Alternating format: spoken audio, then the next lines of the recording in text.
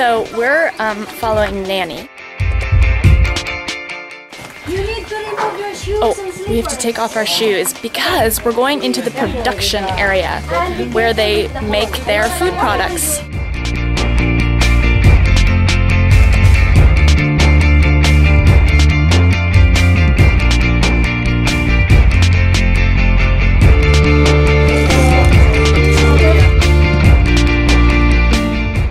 So the first step is to make a recipe, and then you end up with a mixture. They have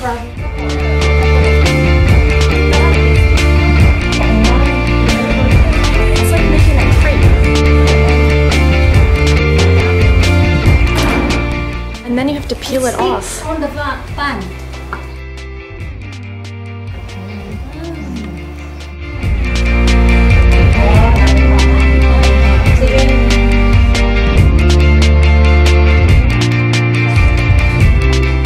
These production ladies are going to dry these shrimp and squid strips for 2 hours, and then they're going to cut them into pieces by hand using scissors. So each chip you eat is hand cut, which is pretty amazing.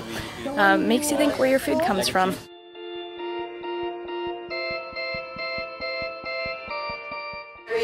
So this is the finished product of the krupek, and it's after it's been cut. And so what actually happens is that they package it like this. These are the grade A because they're cut a little nicer. But then the families will buy them like this in these little packages and take them home and fry them themselves so that they can then have these like kind of like puffy chips like you get in Chinese restaurants. I think you have them.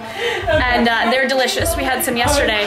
But then apparently these families will also sell the chips that they cook themselves. So it's like another form of livelihood. Yeah, we're selling it in Cebu, in Leyte, and in Bohol.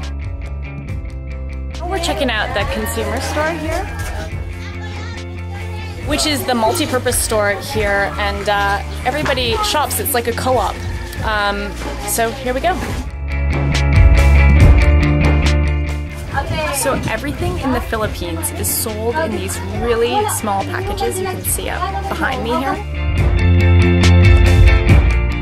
It's too expensive for local people to say buy a bottle of shampoo. So the awesome thing about this co-op is it's actually really successful, which is kind of rare for these poor villages that are getting helped by NGOs. A lot of the time when you try and start a co-op, villagers are unwilling to buy in because they can't see the benefit of investing money in something when they live day to day off so little cash. So this co-op is kind of awesome.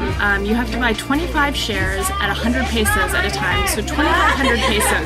But you can pay that 2,500 pesos over the span of a year. So you don't have to have a ton of cash up front. They let you kind of pay it slowly.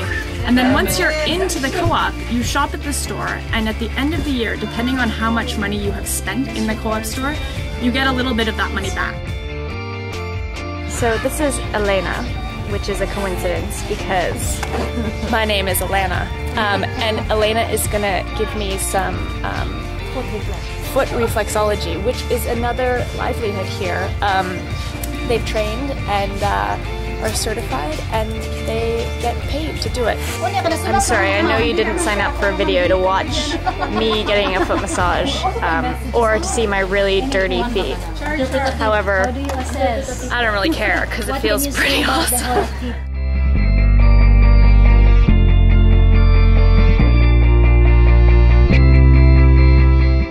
We're wrapping up here at the Guiwanon village for today, but it is pretty amazing to me that they are able to make a living doing things that we consider pretty basic and take for granted.